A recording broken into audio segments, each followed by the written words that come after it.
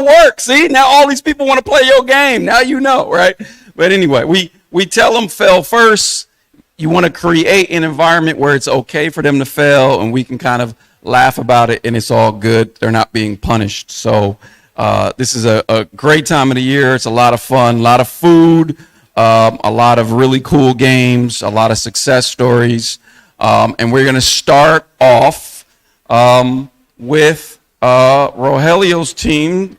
What's the name of the team? Team Poyo Poyo.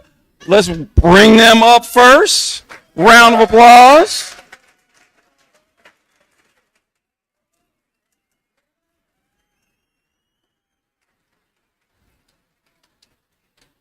All right.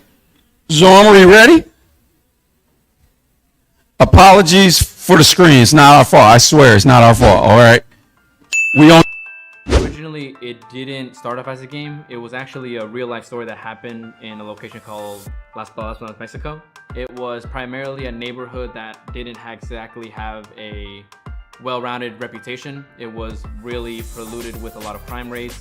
A lot of kids weren't comfortable being around there. What ended up happening was that 14 different engineers, along with a couple of different artists, and decided to paint the entire neighborhood. And it practically changed everyone's outlook on the neighborhood. We took that real life story and put that into a video game concept. The main gameplay of our game is balancing painting the buildings of the town while keeping away the enemy police drones. And as you're painting, the people will give you feedback in the form of comments on the left side of the screen that will tell you, like, use more green or use more blue. And you use that to get a higher score if you go along with what the community really wants. The game progresses by adding in more enemies, which are faster and have more health, so that you have less time to focus on painting the background, and it's harder to serve the community. We decided to use drones as a means of letting the player have a sort of risk factor while playing, because their identity can be taken while playing the game. Because you're trying to be this vigilante artist, trying to create this positive change. However, law enforcement is wanting to prevent that from happening. Well, since our game is Latin themed, I was working on Latin style music, which is not my style at all, so it was a little difficult because I'm usually more of a sci-fi kind of guy. I still had to listen to a lot of music around that style just to get an idea of how to do what I was going to do. Had to buy a couple of plugins just to find the right instruments for what I wanted, and yeah. So yeah, I used FL Studio for this. The plugins I bought were literally Mexican instruments, just because that's kind of what I was looking for. For these past few weeks, I've mainly been working on the player HUD, such as the identity icon, the paint bucket meter, gun meter as well. I had some fun with like different shapes, such as like sharp geometric shapes, inspired on Persona 5, their UI. And then also some like more organic shapes based on the city of Las Palmitas. Because we were trying to go for more of a friendly, kid-friendly approach to not make it look very violent, I had a lot of inspirations from other games that were such as Inkling's gun designs. And because it was going to be a paint gun, we had to make the gun look very colorful, plastic, and kid-like. And I created the animations for all of the, gun animations, the concept art for it, as well as the drones are the enemies in our game.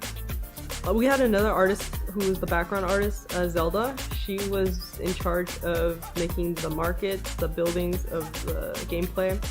And she got some inspiration from the photos that I took when I was at Mexico, actually, around that time.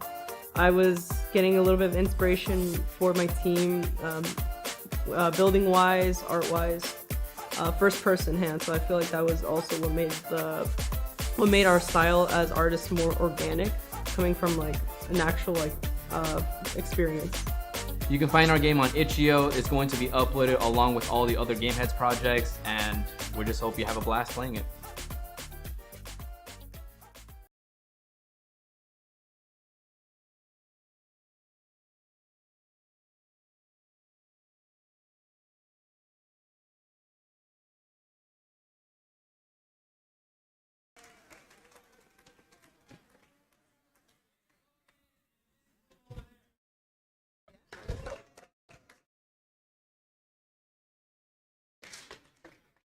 All right. Shout out to our media team that shot every video and edited every video, including my man Zora Mercado over here, who's stressing out because all of this is being live streamed.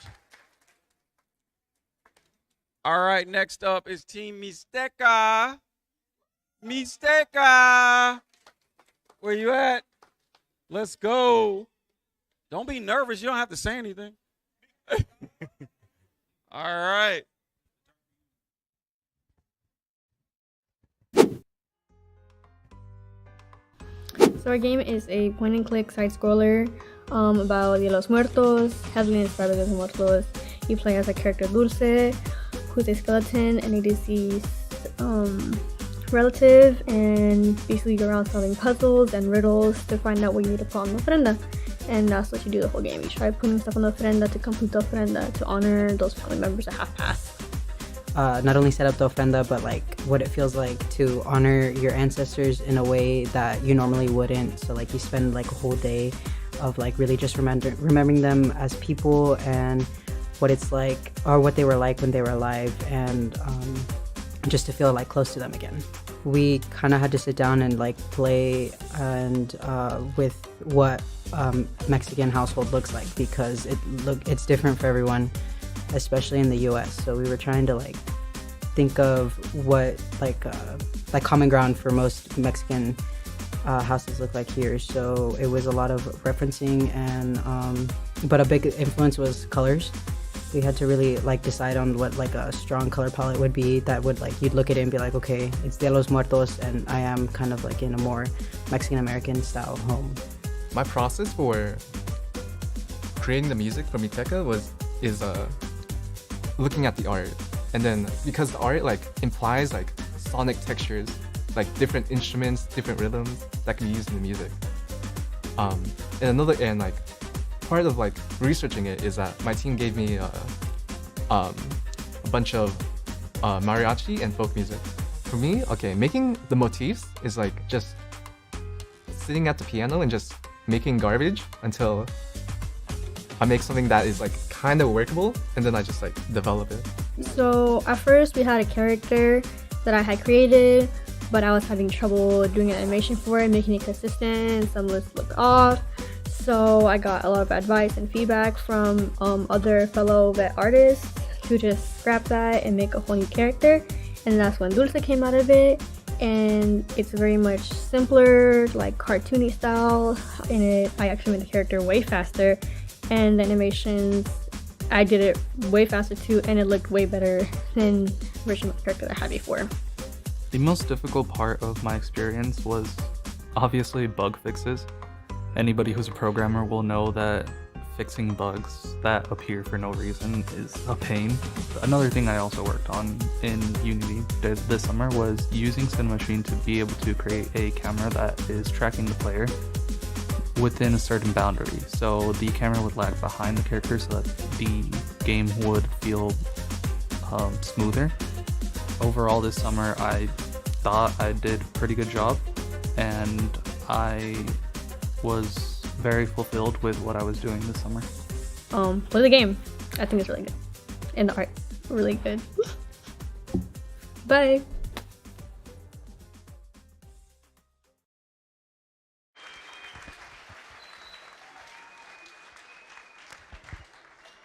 All right. Thank you, Misteka. All right. Hey. You guys are... All right, next up. Now, some of you guys might remember this game from last year, but they want to come back and do a part 2. Team Snapshot, let's go. Or that's the team.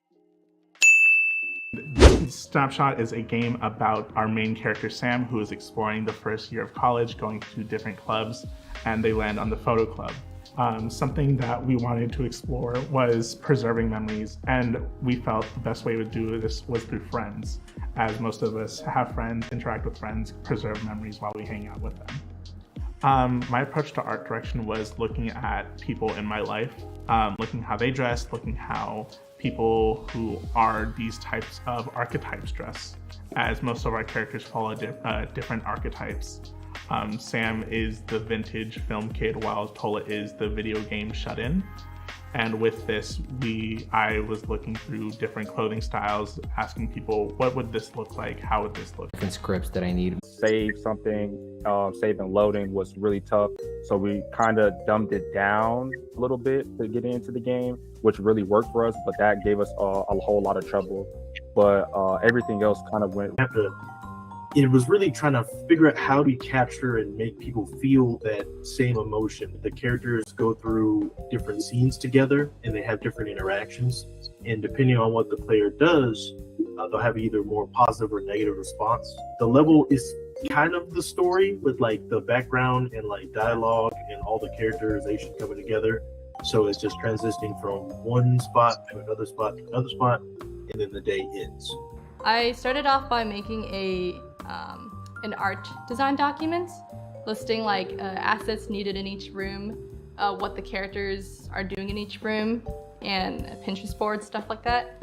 And then I dove into thumbnails and more color explorations. I learned the perspective from a photo, and then I drew all the elements inside. So instead of like tracing exactly, I would, like take reference of it, I think for part of my design process is always like accessibility as well as relating to the theme and the background of the game, because the UI helps create that feeling that you want in your game. One way I did that was using Adobe Color Wheel. They have a tool for colorblind accessibility in terms of the colors. So I would put in colors that I wanted to use for UI and put in our background images as well from TIFF, and then I would try to see and match which ones were, I guess, easier to read. Also in terms of design process, I was realizing that my beginning UI assets were a little bit too sharp around the edges, and our game was a bit more soft and more pastel colors, and it's about making friends and that connection. So I decided to then switch the UI assets to something that fit that theme. You can find it on itch.io as well as the Gameheads official website.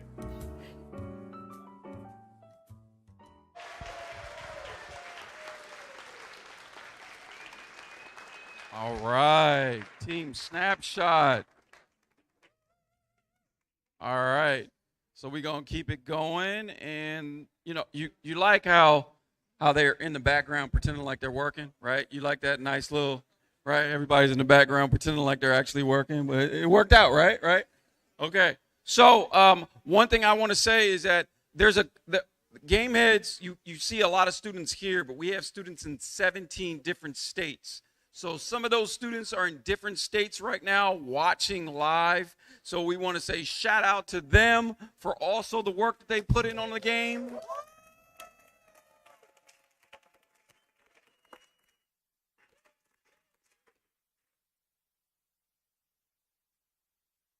All right, so if you see one of them pop up on screen, it's because we recorded them from Philly, New York, Jersey. I don't know where they're at. They're everywhere. All right, next up, Mind Breakdown. Where they at? Where's Mind Breakdown?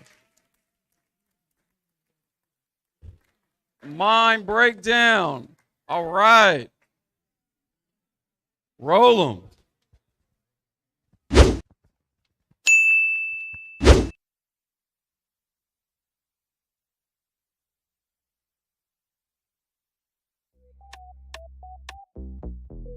Mindbreaker is essentially about a college student cracking under the pressure of feeling like they have to do things for other people instead of doing things for themselves.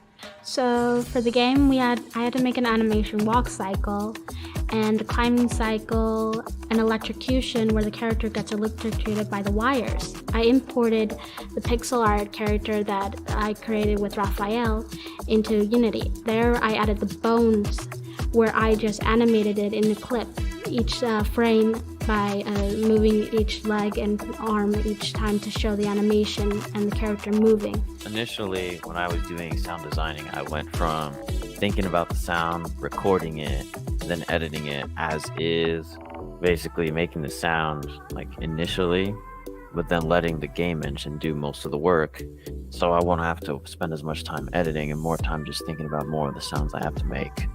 A mechanic that I wanted to add was to being able to drop and pick the ladders by clicking the spacebar. So whenever the player would pick the ladder, the player would just float around, because whenever the player would pick it, it would be like it would still be able to claim it even though the player is picking it. So that way it would make the player fly around, which was something really hard to program. So at the end of the day, I ended up just removing that function. I was able to draw out what the character will look like and then send to my team and see how they like it, and we all jump in with it. I want to make sure that the character had like different angles so that we can use it as a reference to animate in our game. I kind of just thought about the first level of the tutorial, really. It's not really a first level. And I'm thinking, so what elements from the tutorial should I use in the first level to like throw at the player now that they've been well versed sort of from the tutorial level? Funny enough, the idea that I got for the game came from me stressing out about not having an idea for a game. As I was trying to figure out what I wanted to do, I kind of just shut down and I stopped doing anything, period. And after I took a moment to get up, I realized wow, that was a very upsetting experience and it's very real for me. And I feel like that's something that I could put in this game. This is Christian. We are Team Void, and please check our game out.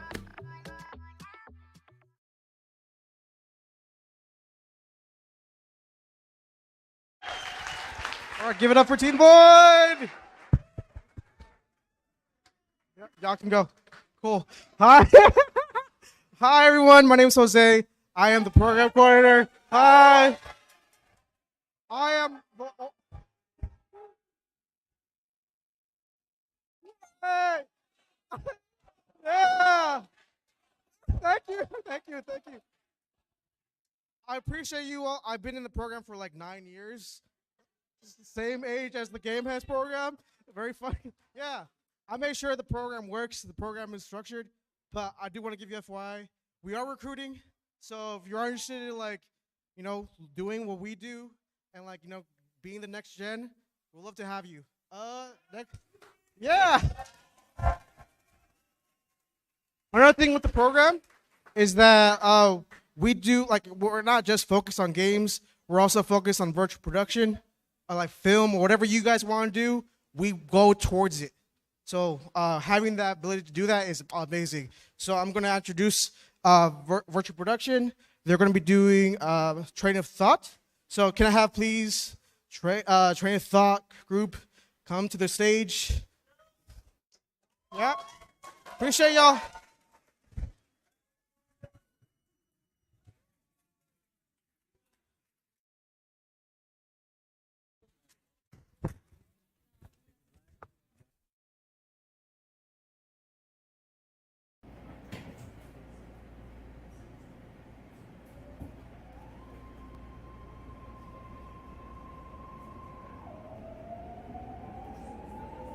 Yo, you mind if I sit here?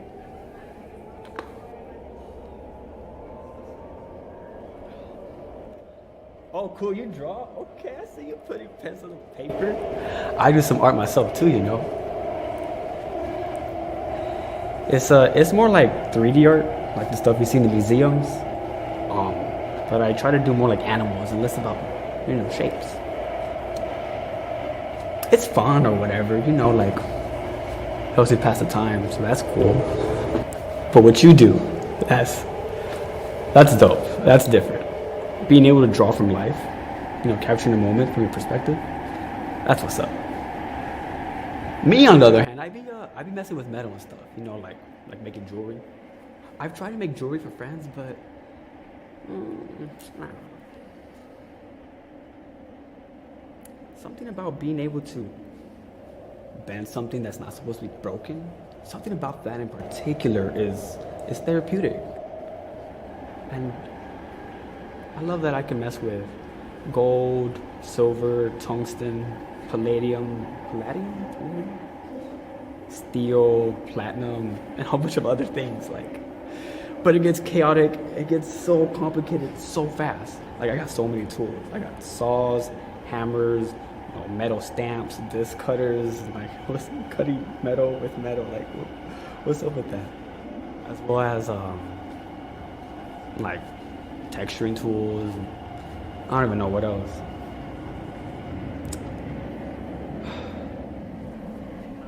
Drawing's pretty freeing though, right? Would you say so?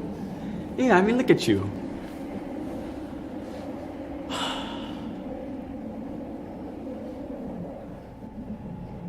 You know, people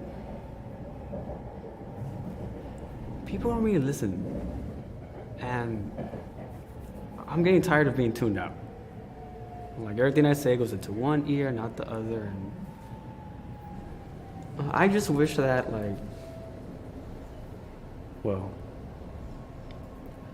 this is my stop. That's a pretty cool picture. Yeah, that's dope. You keep on doing you. Oh, man. Thank you. I appreciate you hearing me out.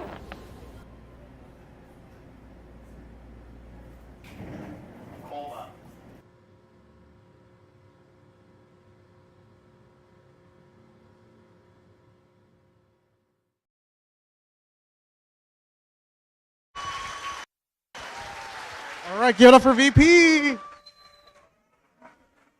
Great job. All right. So as you can see, they made a film. That is cool. They literally made what they wanted to make. That's awesome. All right. Next up is Team Willow. Team Willow. Let's have you guys up. Come on, Team Willow.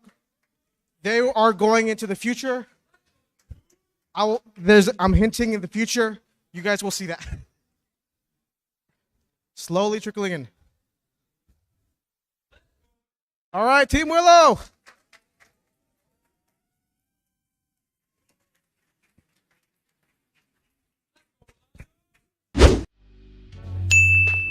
Willow's a 2D side-scroller puzzle platform game where you play as a teenage girl growing up in a rich family and hacking robots, basically. Teenagers tend to have a rebellious nature, so when Willow's parents bring up Willow taking on the family business, Willow kind of refuses because there's a lot of weird ethics that's involved. So I wanted Willow to have that rebellious vibe, so she knows how to hack and knows how to spray paint, just as a way of kind of defying their straight linear storytelling. So I create the concept art, and I basically doing all the level tile map draw, and the character draw, and the robot design. I try a new way to do the anime. I basically draw in the Photoshop first, but I draw separately every piece, and I put all the pieces in the Unity, and I animation the whole thing at Unity, which saved me a lot of time for doing the animation. And I tried the 2D lighting in the Unity too, which is really interesting, and it changed our art style in the game too, for the 2D lighting. For the color, we know we want futuristic style, and I draw some concept art. We pick one of them, which is match our gameplay style, and all the color is based on that concept art, just keeping everything unified. I was focusing on the UI parts of it and how it displays, and given the themes of our current game, as it's robots, futuristic, I was going for squarish, but also almost round edges, but not entirely. I figured using texts and styles and colors of those themes would really make it immerse with that world flow. When it came to art, it was a lot of review from my teammates after making something. So I would make something, then I would say, oh, hey, and Coco, Salon, Orlando, Goblin, does this work? They would give me feedback on it, give me a color scheme, show me what they did. That way I could then change color schemes to make it red and gray versus how it was originally blue and purple. And so I could, good collaboration. I used Blender and then I rendered it into 2D image. Like that way, it was rendered as 3D, but it looked flat. So then I just had Coco help me by putting it flat as an image into the game to be used in parallax after separating it into 2 different layers. Thank you for listening, and don't forget to check out Willow.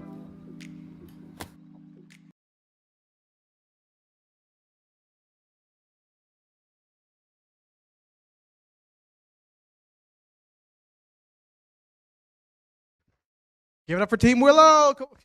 One last applause, round of applause. All right. Follow our Twitter, Space Crusaders 0 on Twitter. All right, you heard the man. Space Crusaders on Twitter. All right. Next up, it's we are going into, I don't know, we got it to future, but we are going into exercise with dip and dash. You'll see next. But so Joshua, Alberto, Miguel, where are you? Also, they go by Big Head, Little Head. Dripper Dash. Give it up for Dripper Dash.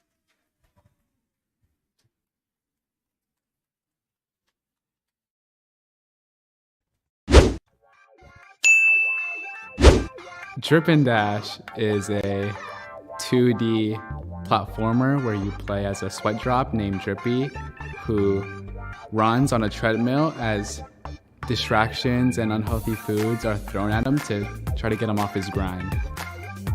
Balancing the buffs and debuffs of the game, we obviously wanted the effects to feel dramatic. We definitely wanted the player to notice that what they picked up, whether that be like a healthy plate of rice and chicken versus like a greasy, like mean looking slice of pizza. We wanted like the player to figure out like, oh, okay, this is nice because I'm so much faster, and versus like eating the pizza is like, oh, I'm like really sluggish and slow now. To come up with a color palette, obviously I had to work around the main color of Drippy, our main character, who is light blue color, and I kind of just built the world around it. So, you know, to make him easily distinguishable from the background, the foreground. And I think I just went for a more lighthearted kind of approach because we didn't want to make this a game where it's too dark. So the core mechanic of our game is jump and collecting items. So with Drippy's jump, we wanted it to be somewhat fluid but also changeable. So Drippy jumps about 3 times his height, so we can get on platforms very easily and jump over different items. And we have this gum named Gummy, which Drippy can interact with and get stuck to the platforms, unable to jump. And with each individual item, currently so far, our 3 items would be Gummy, a pizza, and chicken. And when you eat one of those, Drippies will either gain an increase in speed, decrease in speed, or get stuck to the platform, as mentioned before. We chose this story because I think it resonated with all of us, because sometimes we struggle with motivation ourselves, or going to the gym, or pushing ourselves to reach our goals. So we kind of took this sweat drop to kind of symbolize our effort into pushing forward. This is Alberto from Drip and Dash. Please play our game. Thank you.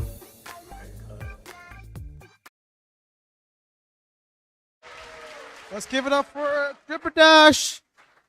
Cool. All right. It gives me a reminder I need to exercise because, reminders. Always good. All right. Next up is Team Angler. They are going into the sea. You'll see. So let's have Memo, Layla, Uriel. Where you at? Let's get you guys. Give it up for Team Angler. Team Angler.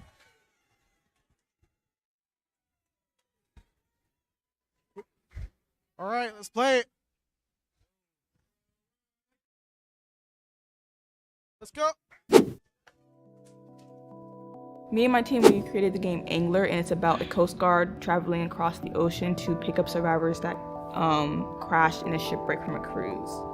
However, it comes to a twist where 2 of them or 3 of them will be mermaids. So the game, the goal of the game is to avoid picking up those mermaids. So if you do pick up those mermaids, you'll lose. The main character or the player character has a bias towards mermaids. He is put into a situation where he doesn't know whether the people he's putting on his boat is a mermaid or a human, and that kind of ties into like, you know, modern day issues that we face, kind of like police brutality. My workflow looked relatively similar from day to day. Like it was find sound, find multiple different sounds, put it on the multi-track, and then adjusting them and cutting them short or whatever to make them like flow into each other easily. The vibe that I was aiming for was like a more eerie, suspicious, kind of suspenseful air to the game. So the reason we choose top down because we believe it's a lot more simpler than side scroller. Because using top down will be better for us to use 2D animation. I wrote the dialogue for characters, our survivors, mermaids, and whatever else dialogue was needed. Game is very like choice based, so what decision you make will impact what the characters say. With that, I was able to create dialogue, add emotion, and what choices the player makes will impact dialogue that appears in the game. Well, I decided to draw them in kind of like not a very flattering way, because I did want the game to seem a little bit uneasy. So like some characters, I would kind of have their eyes, you know, a little bit far apart, and I kind of did take inspiration from different animals. The game is atmospheric, and we rely heavily on the interactions between player and characters.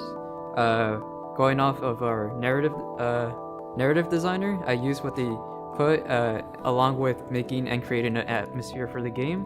It was definitely a bit overwhelming at first, but after I'd say a couple of minutes of just like going through the text with her, I'd say it was more manageable. I feel like we have a lot that we could work towards, but honestly, as a first game, it's kind of surprising. Thank you for watching, and don't forget to go play our game.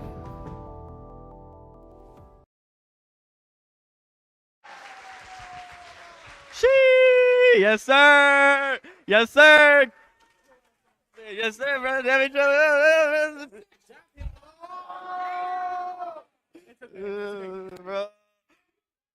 All right. So up next we got a little behind the scenes footage of the film that the virtual production team shot. You feel me? I'm super duper hella namey, hella crazy, hella flip flopping, super proud of this team because this is our 3rd project, and I think it was it was Bart-like, a Bay Area ratchet turn up in the film studio. You feel me? And so let's go ahead and cue up that video of the behind the scenes footage. You feel me?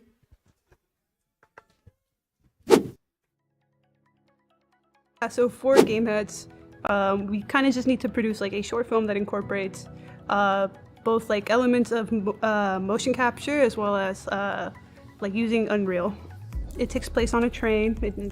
You have 2 characters and they have a brief conversation of sorts, and our main character kind of comes away as like from this conversation as having learned something about themselves, where they're like, maybe I do want to make friends.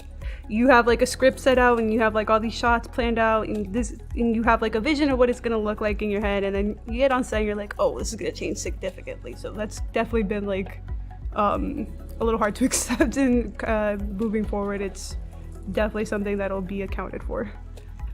It was just trying to make sure that we hit all like major plot points and like try to make sure everything made sense in a cohesive manner within like our like pretty short time limit that we have. Most of my summer with the VP was rewriting and writing the script with Cam and our narrative consultant Casey. We went through a first story draft and then we revamped the story to have more narrative in it.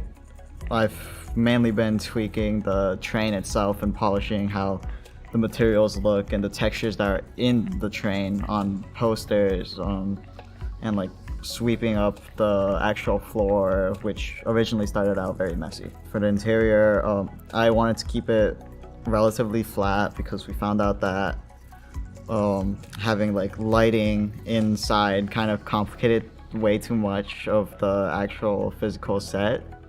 Originally, the exterior of the virtual world was going to be outside using like trees and a background that we had for the outside.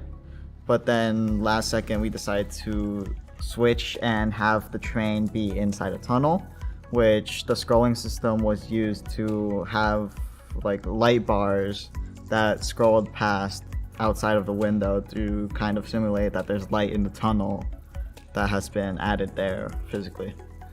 This summer I worked with Vive tracking, so making sure that Vive VR controllers are working as cameras, as well as the Vive tracker are working as cameras in the Unreal Engine. I also worked with keeping the mocap suits fully functional.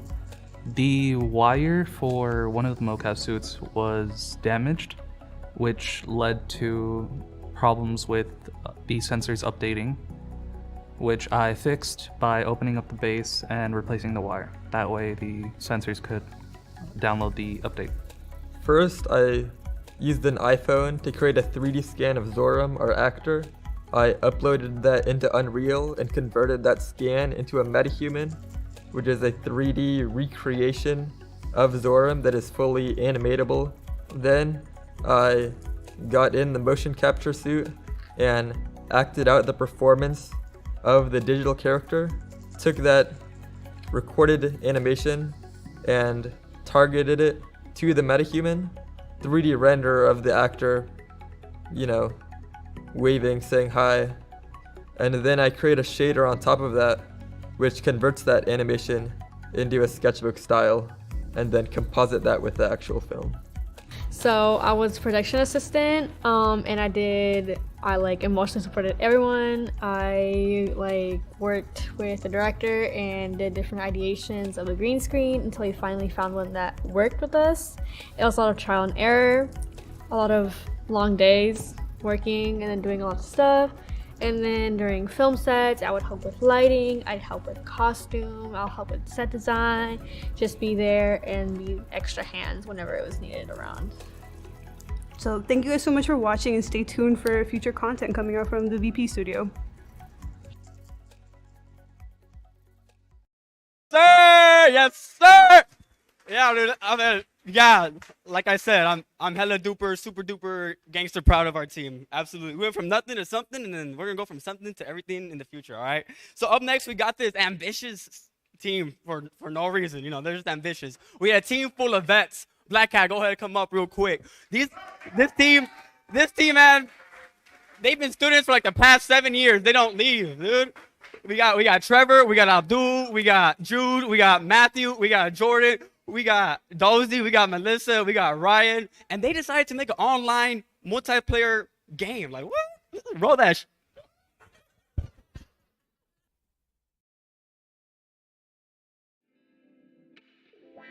Project Black Cat is a 2.5D hero shooter. It's PvP, and it's infused with the Bay Area flair. The gameplay is somewhat unique for shooters. You're really building your own weapon throughout the game through the buffs that we have around the map and changing the flow of the gameplay on the fly to your whim. The game is a delicate balance of obtaining the most amount of points possible, as well as building a weapon that will allow you to defeat your enemies easier. So you cannot neglect either, and it's almost a tug of war for points. We decided on just focusing on fast movement, high intensity, making it fun before we make it fair. It hasn't been done on this scale for online, and it was something that I thought Gameheads as an organization can definitely handle. So I wanted to push the limits and see what we can do with making a local multiplayer game. As for the guns, the idea of the game is that it's in a futuristic world. So I kind of leaned heavily into the tech kind of idea and used certain plugins like Valhalla, Frequency Echo, Synthesizer, and EQs to help me achieve a more futuristic kind of laser sounding idea. Most of what I was doing was research, answering the question of how can we preserve Bay Area culture. So for that, I pulled in the Tenderloin, the Black Cat itself as the namesake for the project, and Oakland vocalist legend, the dynamic Miss Faye Carroll, who is locally very well known as a performer and teacher, and Kelani, a more nationally renowned artist who's also from here. What I'm really looking forward to is definitely the character design, because I feel like we already have such a strong character, merging different people into one person, which is definitely interesting. First time I've ever done a character that way. Going with my team all the way out to San Francisco and visiting the neighborhood and going to see the Black Cat was definitely what helped me a lot with creating art and knowing how to portray the scenery that we chose. We really have like 4 big systems in play right now.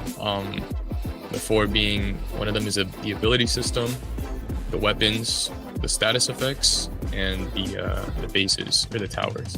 It was really about just letting the player know that they're getting stronger in the game, that these weapon building mechanics are working, letting them feel like they're actually gaining an advantage on the opponents. This is Jordan Dabney from Black Cat. Make sure to play our game, and I hope you enjoy. Oh, yes, sir. Let's get your veteran looking selves off stage. Oh, yes, sir. Another round of applause for the most veteran team we have out here. Yes, yes, yes, yes. All right. How is that going to connect to the overall gameplay, and how are they going to mesh into one? I wanted to embody the experience of trying to find this thing that you're really close to and attached to by quite literally piecing together the pieces of your memory and retracing your steps to fully realize where you had lost it, where you had last put it. First is our top-down element where the player is going to the house, finding these different puzzle pieces, and then collecting them because these puzzle pieces gather up to represent memories. In terms of game design, I was usually designing like the mental puzzles, other stuff, like if we even wanted to have the mental puzzles in the game, or like where the end of the game would be.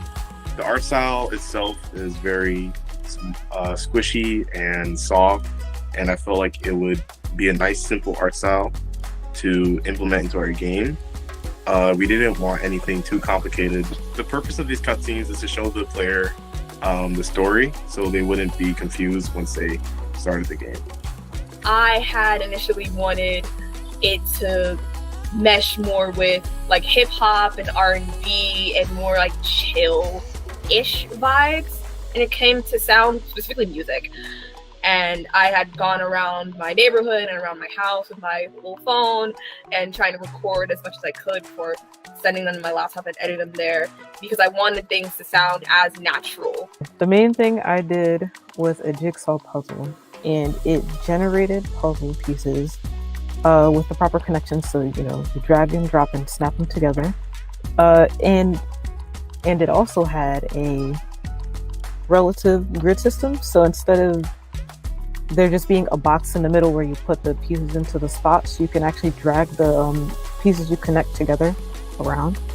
And lastly, which is our third game state, where we have an actual jigsaw puzzle, because puzzle pieces are what all our game is about. And you place them down together to make a core memory, which is where the chain will be coming up, which is where you'll be finding your chain.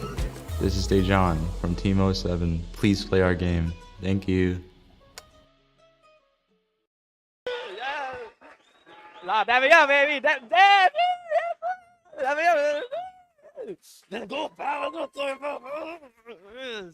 All right, up next we got like I don't even know. Every year we have a maverick. We have a tech maverick who doesn't want to make a video game, and they're just like, yeah, video games, that's so like last summer. So let's bring up Daniel. Daniel, where's your waffles at, bro? Yeah, shit. Daniel.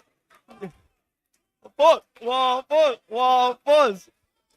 Daniel, you were supposed to bring the waffles up so we could toss them around. We were supposed to throw waffles at the audience, man.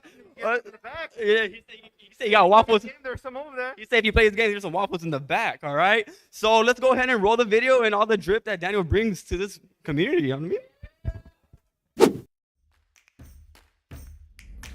My name is Daniel Madrano. I am solo developing this year, so everything was my role. What I did this summer was I worked on an alternative control game that is based around eating and cooking waffles faster than the other player. I actually went to GDC and I got to see the alternative control stuff, and it was really cool. I did want to make something like that in the past, but actually seeing it in person was really cool. So this summer I had the opportunity to actually try to make something.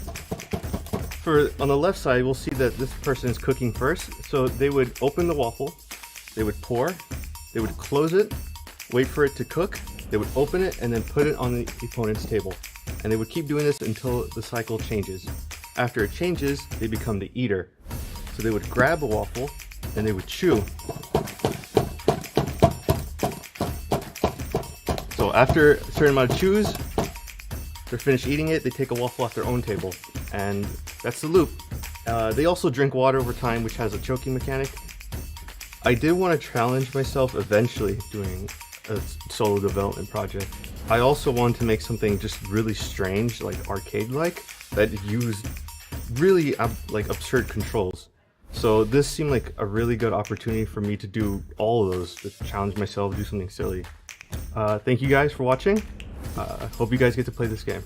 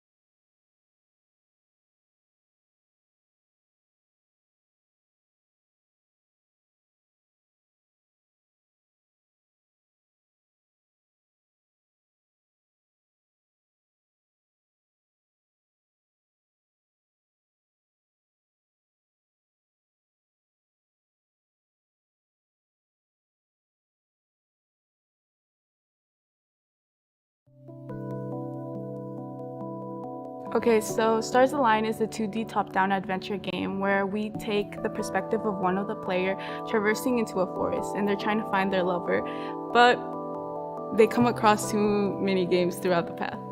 The first minigame is a Simon Says type game, and it represents communication between the 2 of them. The logic was already made up. Like, we took high inspiration from the Google Memory game and games like Little Pattern one from Among Us. But for the second mini game, that one was a little bit more challenging because we came up with its own logic. We move on to the second mini game, which is set as the traveler talking to themselves and realizing how there needs to be more balance in the relationship, since in the beginning we see the lover planning out the trip and making an effort to fix things. The traveler realizes that she also needs to put the same type of work and attitude into the relationship. So at first we're gonna come up with a less than greater than game, but then I was like, who wants to do math in a game? For the art style of Stars Align, it is relatively simple and it doesn't focus too much on the little details, and I went with this art style because taking into consideration the scope of our game and how little time we have, I knew that I would be drawing the same things a lot, like the same character, the same elements of the world, and I needed an art style that wouldn't be so time consuming because I know I have a lot to get through in such little time. But as for the color palette, I know that our team wanted a kind of cool tone look for our game, as the setting it does take place in the forest and kind of at night, and we wanted it to be kind of a cold and chilly look, so I feel like a cool tone color palette kind of embodies that feel. And we decided that our game should be whimsical and cute. I started by creating a low fidelity wireframe, which is just how the flow of the game is gonna go and how we want the player to flow through the screens. And we wanted to attract the female gaze, so a lot of my assets, they're very cutesy. So a lot of my shapes were they were very square but rounded. I wanted the tips to be round because Yeah, because it's cute and it's very feminine. Okay, this is Lydia from Stars Align. Make sure to play our game. Thank you.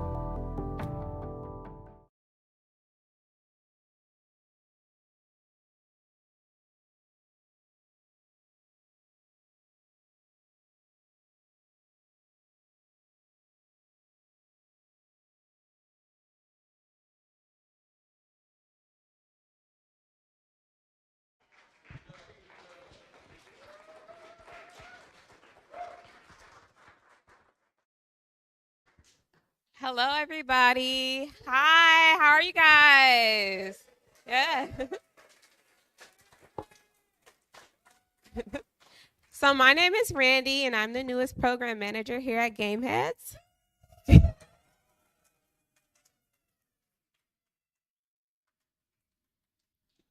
Okay, good. So I have this really exciting role where I was placed here to raise our femme and queer recruitment and retention numbers up to 50%.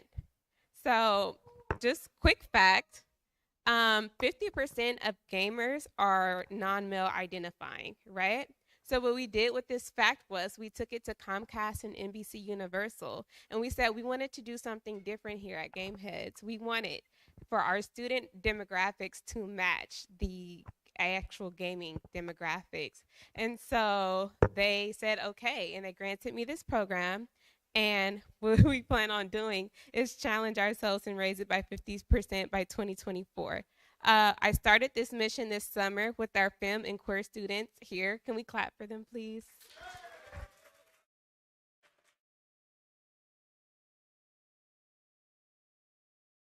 And what we did this summer is we just talked. We discussed what can we do to retain you guys. And they said they wanted things like femme and queer courses that catered to the things that they were interested in. And we talked about having things like retreats to really foster a community between the students that we already have here. So I am excited to continue on this journey with our femme and our queer students. And I welcome you guys to join us again next summer to see how we're doing on our mission. And just a special shout out and thank you to Comcast and NBC Universal for believing in our mission.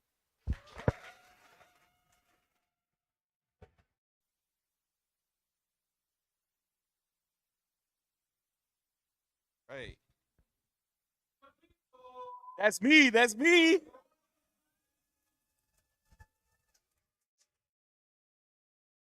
All right.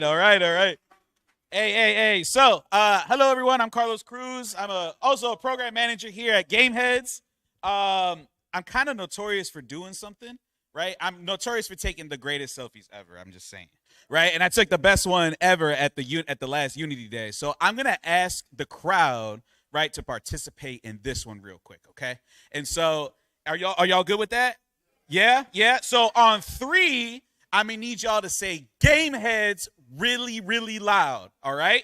So hold on. Let me get my camera app real quick. What's a selfie? I don't know what a selfie is. Says the photographer, right? No. Okay. All right. Ready? 3, 2, 1. Yes. All right. Cool. So real quick.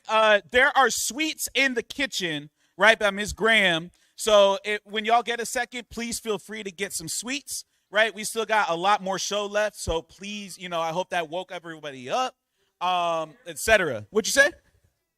Is Miss Graham here? Where's Miss Graham at? Hello. Hi. Thank you for bringing sweets and treats. All right, so before we get going, we're going to go ahead and show something that was on NPR Marketplace, Marketplace Morning Report. It's a 3-part series called Skin in the Game. And the students got to participate, kind of flex what they do here every single day.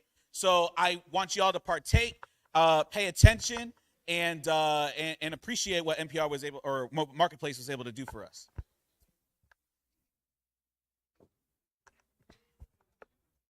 Oh, we're hitting a drift. Okay, I see you. Yeah, he was so we're actually gaining up a bunch of points. Low-income people of color over-index in games. They play more, they play for longer periods of time. People did not consider careers in tech. There's a very big push for programming in tech, which is fantastic. There's also a lot of other things that people just don't really think of. You don't need to be a programmer to be in tech. We really don't know what skills to actually teach them. In 5 years, 10 years, they might be obsolete. Don't ever tell them that. Yeah, because they're not going to sign up for the deeper learning pyramid, are they? Exactly. Right? You, a military veteran, are a noob at Gameheads, and she's a veteran. She could teach me just how much I teach her about stuff. We don't perform well in STEM. Based off tutorial how to make the video game Snake, which is kind of funny. I'm using Python to make Snake. I caught the joke, man. I heard it. Making sure that everyone has the same experience that I had the first time. I really value that. Games have been an avenue about how to teach. The gaming piece is already a part of what they like. Pay close attention to what they don't learn in school. People don't really spend a lot of time exploring culture. I put that into the class. So you wanted to be a physician, anesthesiologist. How did it go over when you started saying, I'm interested in video games?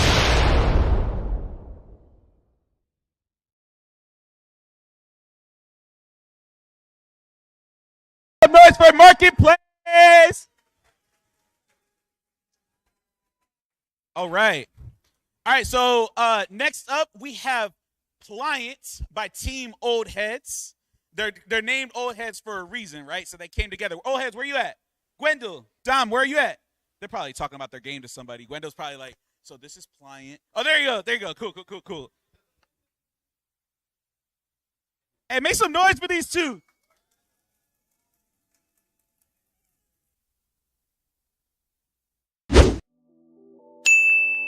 Pliant is an isometric adventure game where you follow the journey of Terry, who's an anthropomorphic post-it that finds himself in an unfamiliar environment in an office space.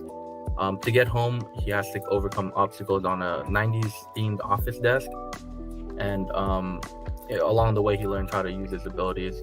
In an office setting where a lot of people often feel like they have to conform and they have to adjust to their environment and, put on a professional facade and the effects that happens to Terry, which is he tears and loose pieces of himself.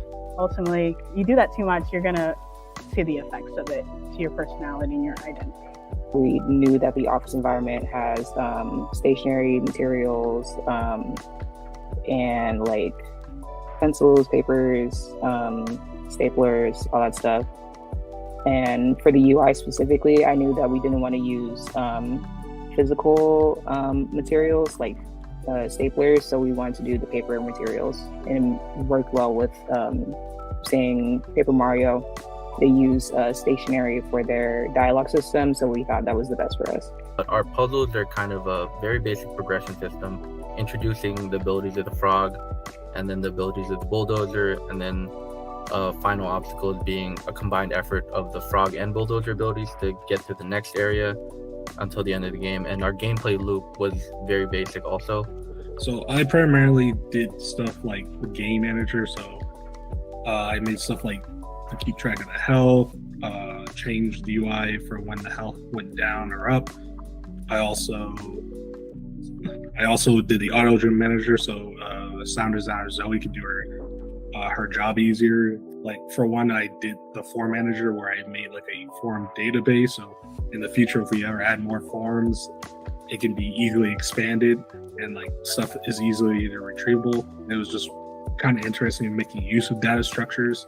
Figuring out the initial environment of the 2D like isometric, which was really hard because everything's all fake and also real because of the third axis and stuff. But it's fake, and it's almost like doing fake stuff is harder than like actual 3D, because with like we also have a frog that's jumping, but how do you jump in this fake 3D? You're not when you go up, you're going forward, but there's no height. So you have to just I emulated that in the script by just following this curve, so you're not like actually like jumping, you're just moving in a curve, but it still looks like jumping.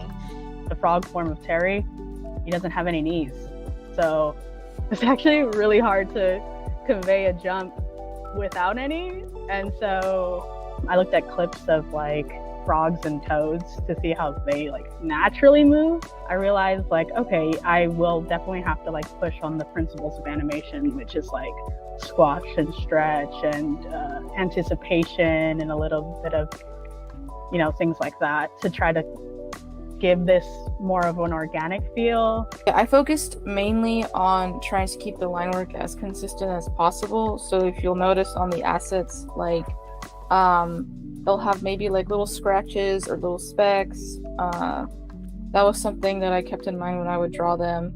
I feel like our style is super simple, and that helped a lot. I still don't really understand how to make the tiles look consistent, but I think one of the biggest hurdles for me was setting up Clip Studio Paint with the right rollers, doing some research on the Clip Studio Paint asset store to find those rollers. That I think took the longest, but once I had those set up, like making the assets became a breeze because with the rollers, like your lines snap to them, so you don't have to like draw the perspective out by hand. We came together as an all new, all online team, and we were aware of the challenges that would come along with that coming into the summer. However, all of us are either post-grad or undergrad, and I think that really benefited our team. We were able to consistently communicate with each other, and we stayed within our scope throughout the whole process. And overall, it was like a great experience to work and form Old Heads and work on our game Pliant together. This is Gwendo from Team Old Heads. Please play our game. Thank you.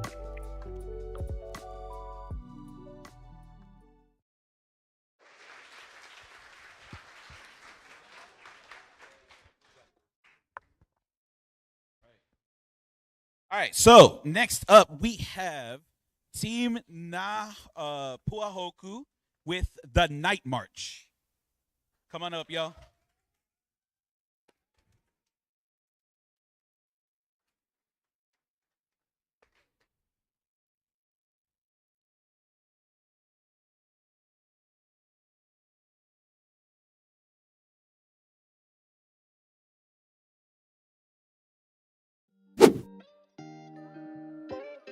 Our game, titled The Night March, takes you through the perspective of a young female character from the view of an outsider's perspective. The Night Marchers themselves are the obstacle, which are on the way of you getting home, as well as the rough Hawaiian terrain. As you progress through the night, avoiding encounters with the Night Marchers and hobbling through the terrain, player must find out that the only way to survive an encounter with the Night Marchers is to kneel down to express respect. The main mechanic was the kneeling mechanic, and basically as the Night Marchers are walking past, the player is supposed to kneel out of respect. And as we went on, we added another mechanic, which was the mud mechanic. And basically, as the player is going down, slipping through the mud, you can't kneel or jump, so it makes the game a little bit more difficult and engaging. For a few weeks, it was difficult to get a game that had a scene in it that I could work on, but I was able to get around that by finding and inserting code into other projects or temporary projects that I could then translate over to the final build once I had a working version of the game. What I like about game development is seeing the start of where we come from versus the end.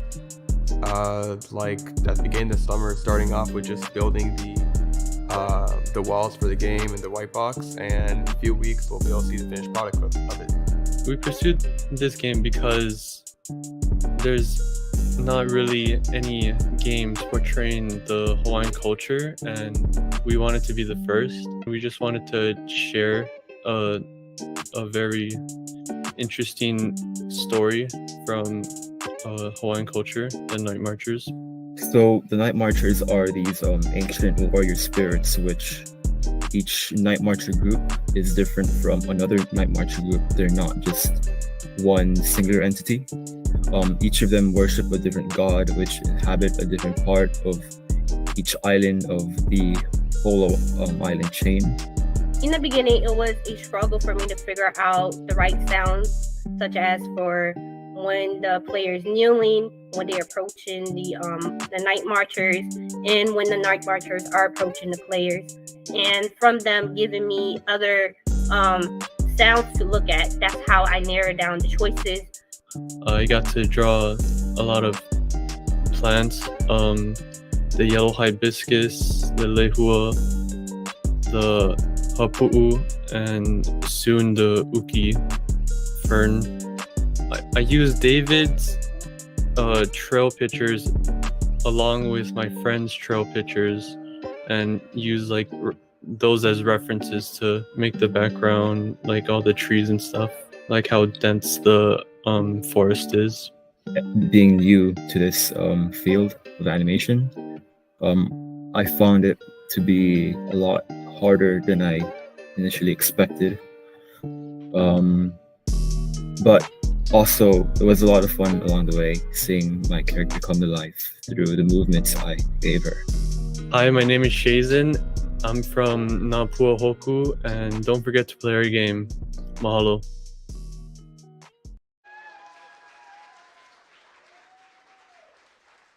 Hey, so okay, is this on? Okay, so special shout out to Hawaii. They're watching from home. So this is Taj. We got Chazen, David, Andre, Aliana, and then Noah's at home. Joseph is at UC Merced. Y'all did a really good job. Thank you for so much for all the work that you put into this project. All right, y'all look good. Cool. Yeah. Make some noise for Napua Hoku. All right. Next up, we got Split Run.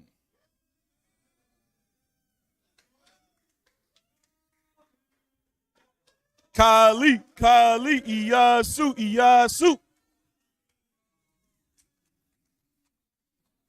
Split Run by Kali George and Iyasu Allen.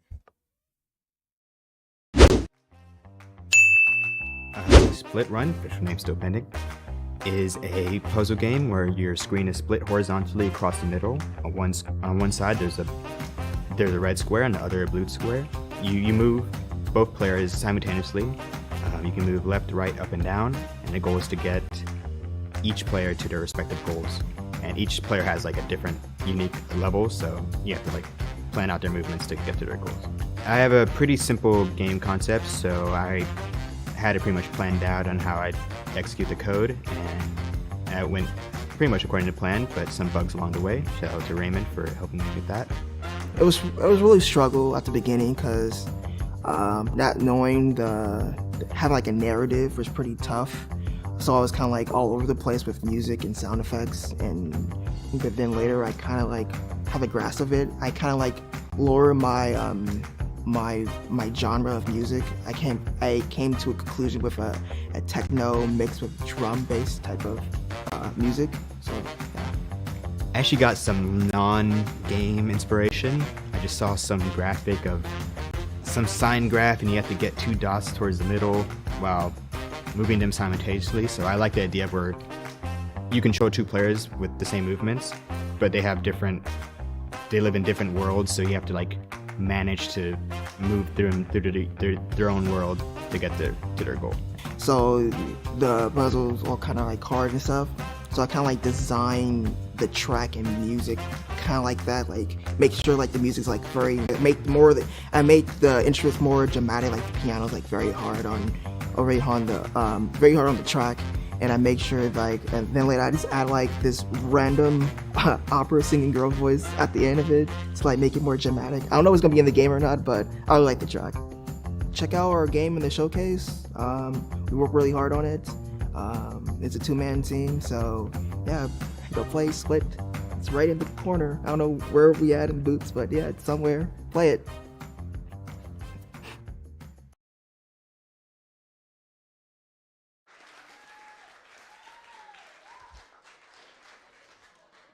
Make some more noise for Iyasu and Kali.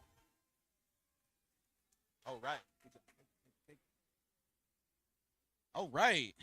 So, we've reached the last game on the list.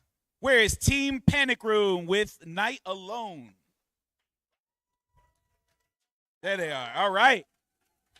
So we got Kai, Johnny, Cesar, Zen, and the y'all couldn't be here because he's kind of feeling a little ill, but make some noise for Panic Room.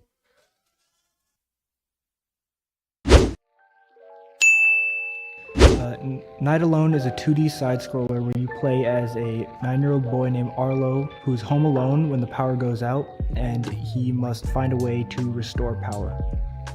As the player, you navigate the house in the dark, coming across monsters that stem from Arlo's imagination as a small child, all alone in a dark house, and you have to manage your anxiety when facing these monsters and sort of face your fear of the dark to find items that will help you turn the power back on. Our game relies on the dark atmosphere, so when it comes to sounds, I had to make sure the sounds fits well with the atmosphere and gives like a spooky sense and environment to the player. When it comes to the narrative, I had to make sure the dialogues and the scenes goes well. Some decisions were how bright it should be and like what our level should be shown, like how much of it. We want to make sure that our lighting doesn't show the whole level, but most of it where it shows the shadow monster.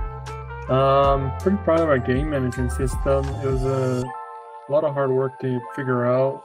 I mean, it works pretty well. It loads, basically in charge of like handling our entire game. So objectives, loading in scenes, triggering like states and stuff like that for animation, other stuff, game objectives.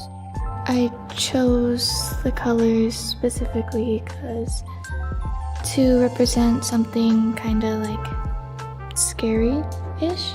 So like the darker colors represent the shadows and stuff.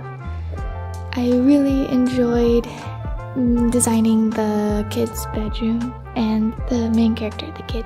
My art style is pixel art, and I chose it because I'm more comfortable with that art style specifically.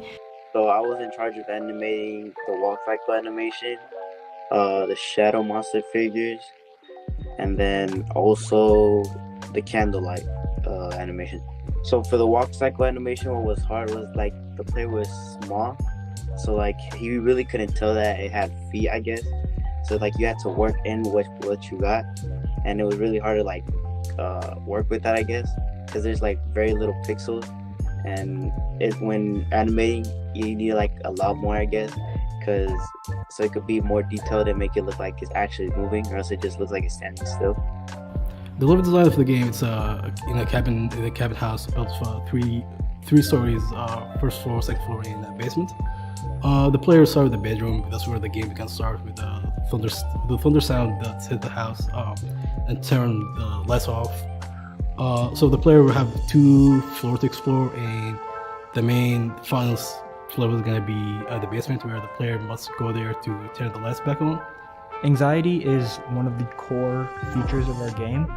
It essentially acts as a health bar. When Arlo is close to a monster or standing still in the dark for too long, the anxiety bar will rise, and if it rises all the way, he passes out and you lose the game. This is Kai from Night Alone. Please make sure to play our game. Thank you.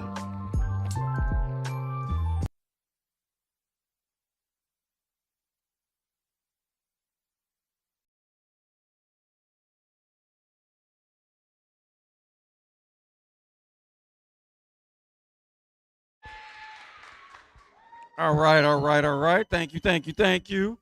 Another round of applause.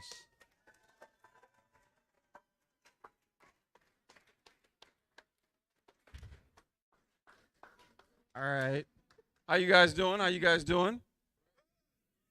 All right. I'm up on stage right now with my main man Cyrus, who has something that he wants to say. I mean, you can tell him right now how amazing I am. Thank you. I appreciate that. No. Go ahead. So as you know, we as students receive help from professionals, and without that help, we would not be able to progress with the game as we know today.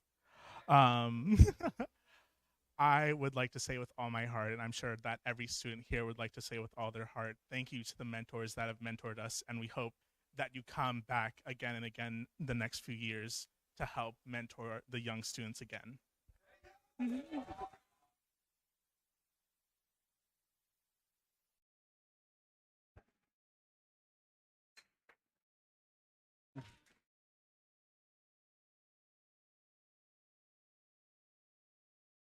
So yes, thank you to all our mentors. Thank you to Unity, who hosted us a couple of weeks ago.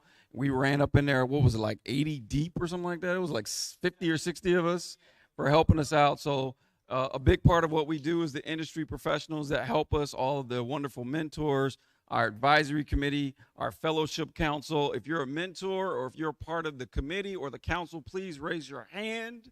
We want to recognize all of you. Yeah. Yes. That's literally how we got started. It was the industry professionals that found us first. It wasn't the companies. The professionals found us first. Just regular people that saw what we were doing and was like, yo, this is dope. I want to be involved. So big shout out to them for sure. Also, I want to thank our sponsors, Control Z, Annapurna Interactive, 2K Games, Obsidian Entertainment, Google Play, and Turtle Rock Studios. I also want to thank Change Consulting LLC, our PR communications arm, and we gotta give a special thanks to our team, Carlos Cruz,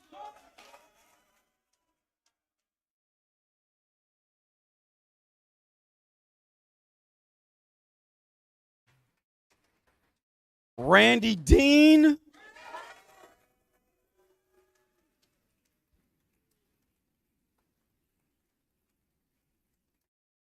Zoram Tomas Mercado,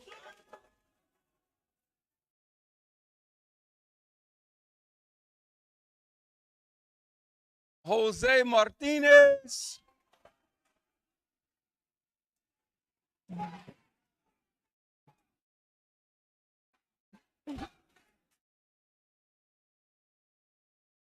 that's literally like our first student. He wouldn't go away, so I had to hire him. And Devin Wessel over here.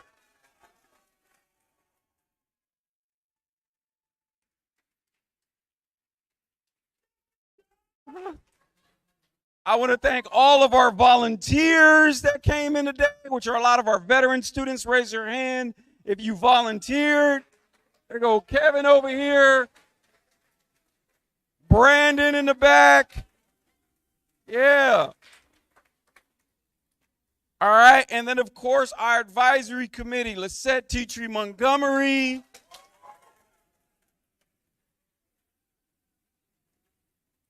Marcus Montgomery.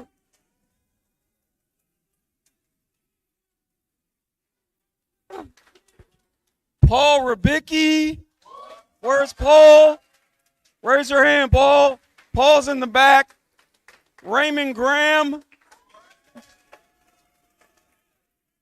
Where's Raymond at? There goes Raymond in the back. Alfonso Hooker, I think he's over here. There he goes. My daughter, who's on the advisory committee. You want to thank my daughter. She's on the advisory committee. All right. She got the sparkly dress and the mani-pedi going. All of this is sparkling. All right. Laura Teclamarian, where's Laura at? Where's Laura? Laura in the back. All right. Julian Lute, who's not here. And who else? Am I missing anybody? D Street, the photographer.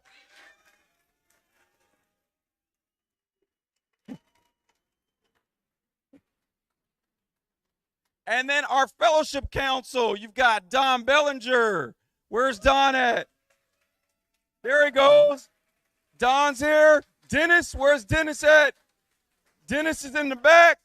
There goes Dennis in the back. Joe Quadara. I don't think Joe's here, but shout out to Joe. Is Joe here? No? And Kojo. Where's Kojo at? Yeah, there goes Kojo. And finally, to all of our crazy students who literally spend 1,092 hours of their free time with us. Shout out to our students. Stand up. Come on. If you're a student, stand up. Yeah.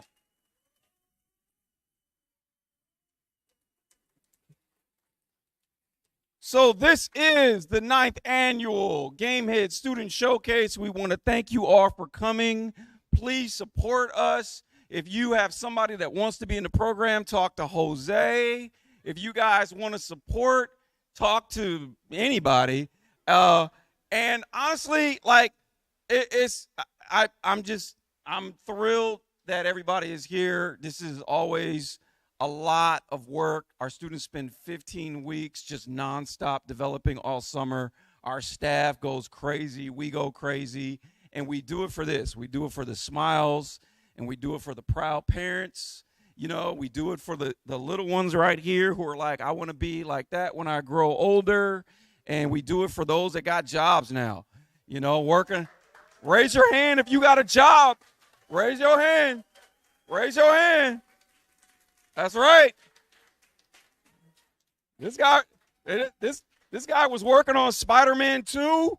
We got Brandon at Industrial Light and Magic. We got Trevor working on Tomb Raider. You know what I mean? So that's what we do it for. Thank you so much. Go enjoy, eat the cookies, play the games. Thank you for coming, everybody.